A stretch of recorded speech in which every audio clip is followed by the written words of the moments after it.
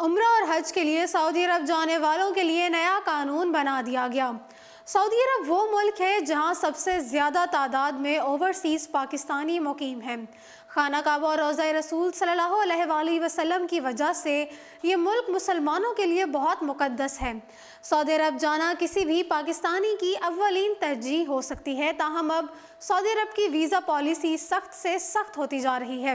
سعودی عرب کے ویزا کے لیے ایک اور چیز لازمی قرار دے دی گئی ہے۔ کسی بھی قسم کے ویزے پر سعودی عرب سے آنے سے پہلے میڈیکل انشورنس لازمی ہو گیا ہے۔ سعودی عرب میں مرافقین سمیت کسی بھی قسم کے ویزے پر داخل ہونے والے کے لیے میڈیکل انشورنس ضروری قرار دیا گیا ہے۔ میڈیا رپورٹس کے مطابق حکام بالا نے نئے فیصلے کی منظوری دے دی ہے، تاہم سفارتی پاسپورٹ کے حامل افراد اس سے مستثنیٰ ہیں۔ فیصلے پر عمل درآمد 90 دن بعد ہوگا۔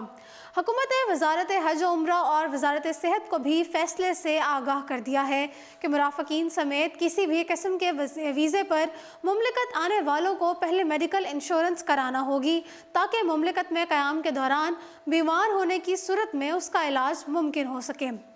ناظرین، واضح رہے کہ سعودی ولی عہد محمد بن سلمان کے دورہ پاکستان کے دوران سعودی حکومت نے پاکستانی شہریوں کے لیے ویزا فیس میں کمی کا بھی فیصلہ کیا تھا۔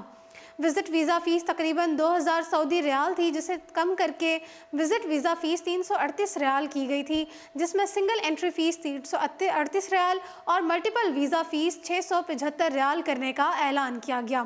دوسری جانب سعودی عرب کی حکومت نے پاکستان کو ای ویزا کی سہولت دینے کا عندیہ بھی دیا تھا، جس سے پاکستانی عازمین حج کو ویزا انٹرنیٹ سے آن لائن دیا جا سکے گا۔ اس کے علاوہ سعودی عرب میں داخلے کے بعد حاجیوں کو پیش آنے والی مشکلات کے سدباب کے لیے حکومت نے سعودی حکام سے کراچی کے جناح انٹرنیشنل ایئرپورٹ پر امیگریشن کاؤنٹر بنانے کی درخواست بھی کی، جبکہ عمرہ ادائیگی کے لیے سعودی حکومت کی طرف سے عائد کیے گئے 2000 ریال کے ٹیکس کی معافی کے بارے میں بھی سعودی ولی عہد سے خصوصی درخواست کی گئی تھی۔ اس کے باوجود سعودی عرب جانے والوں کو سعودی عرب کے نئے قوانین کی پابندی کا بھی سامنا کرنا پڑے گا۔ میڈیکل انشورنس لیے بغیر کسی فرد کا سعودی عرب جانا مشکل ہو جائے گا۔